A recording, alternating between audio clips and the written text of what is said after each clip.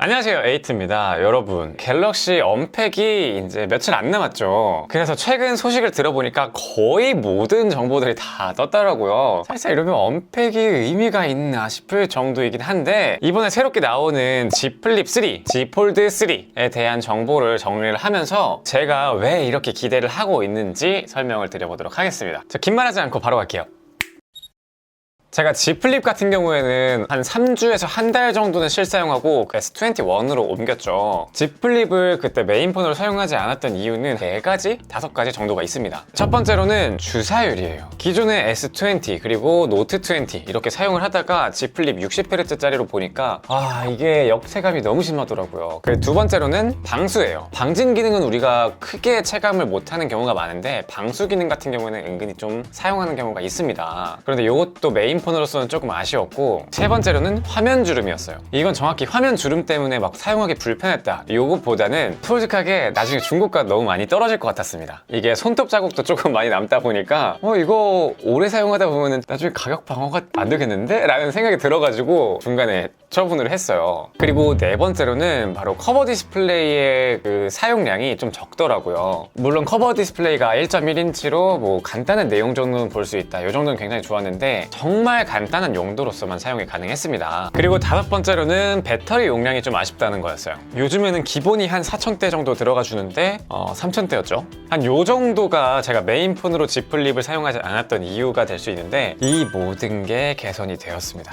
정확히는 배터리 빼고요. 그러면 이제 Z 플립 3가 정말 기대되는 이유를 하나하나 자세히 풀어보도록 할게요. 일단 첫 번째로는 내부 디스플레이에 드디어 120Hz의 주사율이 탑재되었습니다. 정말 너무나 기쁜 소식이 아닐 수가 없어요. 요 S 시리즈, S20, S21 그리고 노트 20 이렇게 사용을 하면서 이제는 120Hz가 안 되는 핸드폰은 사용하기 좀 어렵겠다 라는 생각이 듭니다. 왜냐면 요걸 사용하다 보면은 이 아이폰이 좀 많이 끊겨 보여요. 120Hz를 갔다 온 다음에 왔을 때는 역체감이 너무 심하다. 그럼 여기서 단순히 120Hz가 중요한 게 아니라 조금 더 눈여겨봐야 할 점이 있습니다. 바로 LTPS냐 아니면 LTPO를 탑재하냐, 요거인데, 요 말은 다르게 말하면은 가변 주사율이 담길 것이냐 고정 주사율이 담길 것이냐, 요 얘기로 볼 수도 있어요. LTPO를 선택한다는 거는 배터리 효율성을 위해서 그때그때 주사율을 변경하면서 배터리를 줄일 땐 줄이고 또 120Hz로 부드러운 화면을 보여줄 땐 보여주고, 이런 기술을 적용할 수 있는 패널인데, 배터리가 조금 약하다 보니까 그 부분을 보완해서 나올지 라는 점이 좀 궁금하고요. 하지만 요거는 대신에 생산 단가가 높아집니다. 그래서 가격 방어가 조금 덜 될 수도 있어요. 그런데 가격이 기존 Z 플립 출고가에 비해서 한 40만 원 정도 떨어졌죠. 아마 지금 추측으로는 고정 주사율이지 않을까라는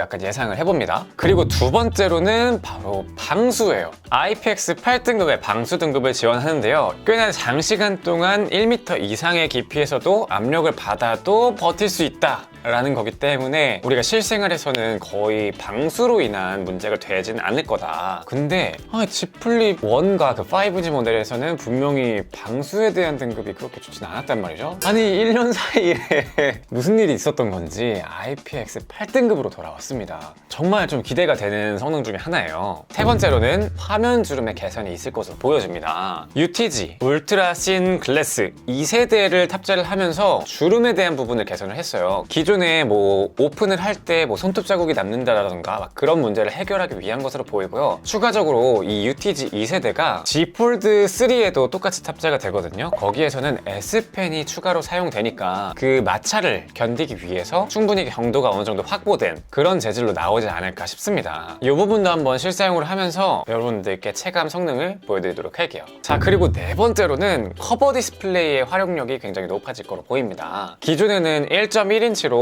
한 줄 정도밖에 안 보였는데 이번에는 1.9인치가 됐어요. 이 화면 넓이 같은 경우는 거의 4배 가까이 그 정도 확장이 된 거란 말이죠. 그러면은 실제로 눈으로 체감할 때는 굉장한 차이가 있을 거예요. 예를 들어서 한 줄이 보이던 게 거의 한 3줄 요 정도가 보인다든지, 이것도 꽤나 기대가 되는 부분입니다. 자, 그리고 다섯 번째로는 저는 이게 가장 말이 안 된다고 생각하는데, 가격이 165만 원에서 125만 원이라는 말이 있어요. 근데 우리가 삼성 제품을 살 때 보통 사전 예약으로 구매하는 게 가장 혜택이 많잖아요.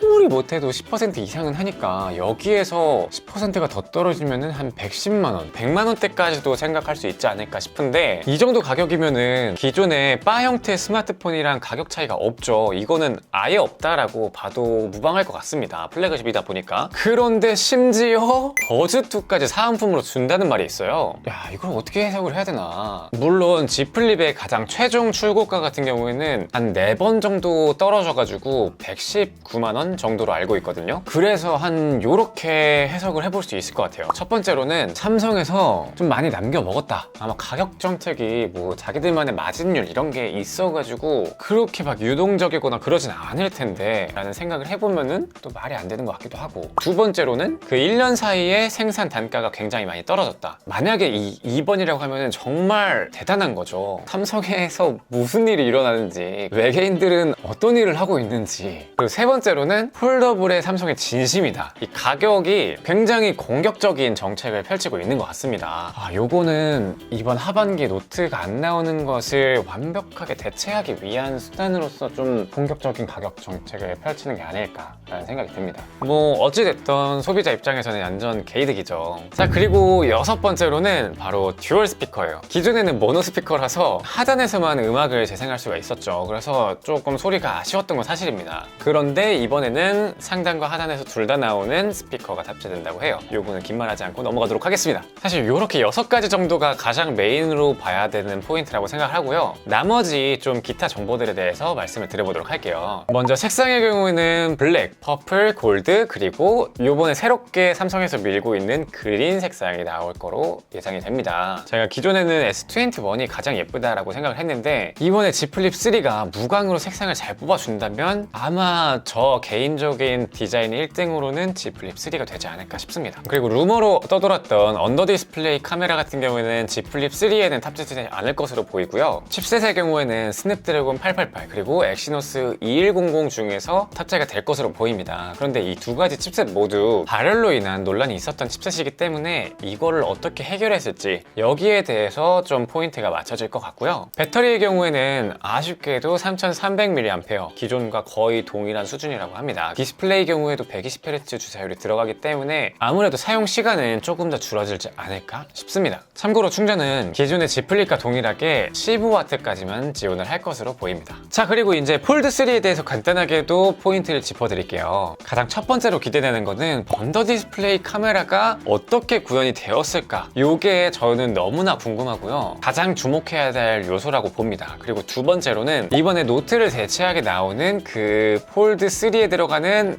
S펜, 요 S펜에 대한 사용성, 요게 어떨지 여기에 대해서도 주목을 해야 될 것 같고, 거기다가 이 디스플레이가 S펜의 마찰을 잘 견뎌주는지 요것도 포인트가 될 것 같아요. 참고로 폴드3 같은 경우에도 40만 원 정도가 떨어져가지고 200만 원 언더로 구입을 할 수가 있다고 합니다. 저도 이번에는 구입을 해가지고 아마 소장을 할 것 같아요. 그 외에도 워치4에서는 구글 OS가 탑재가 되고 버즈2의 출시 소식까지도 들려오는데 여기에 대해서도 리뷰를 통해서 여러분들께 유익한 정보들 전달해 드리도록 하겠습니다. 기간의 경우에는 8월 11일 언팩이 예정되어 있고요. 8월 12일부터 사전 예약이 시작된다고 합니다. 요렇게 이번 유출 소식에 대해서, 사실 유출이라기보다는 이 정도면 거의 광고가 아닌가 싶을 정도로 너무 세세한 정보들까지 다 나왔는데, 요거만 봤을 때 조금 김이 새는 감도 없지 않아 있지만 오히려 좀 기대감도 되는 것도 있어요. 아니, 과연 삼성 연구소에서는 무슨 일이 일어나고 있는 건가? 1년 만에 이 정도의 발전이 있는 게 가능한 일인가 싶기도 하고, 최근에 약간 다른 제품들, 얘가 아니라 요런 애들 막 내면서 라인업이 이상하다 막 이런 식으로 많이 질타를 받고 막 그랬는데, 야, 이번에 폴더블 시리즈로 이거 다 하나? 실제 나와봐야 알겠지만은 개인적으로 정말 좀 기대감이 큽니다. 자, 여러분, 이번 영상은 여기까지고요. 제 영상이 도움이 되셨거나 폴더블 핸드폰에 대한 소식 빠르게 받고 싶으시다면 좋아요와 구독 부탁드립니다. 감사합니다.